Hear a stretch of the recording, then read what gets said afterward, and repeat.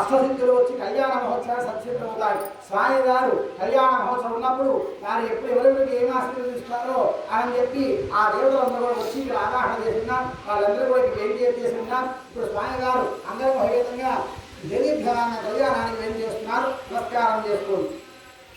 ఓం అస్య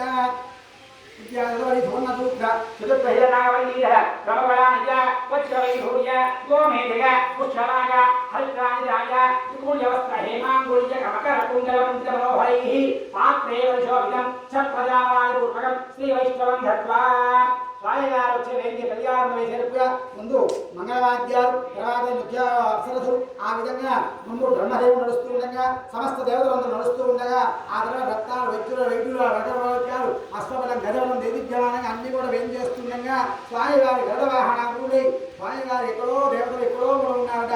ఆ స్వామివారు వస్తుండే సమస్త పరివారాలను కూడా చక్కగా బంగారు బల్యాలలో చక్కగా నవరత్నాలు, వజ్ర వైఢూర్య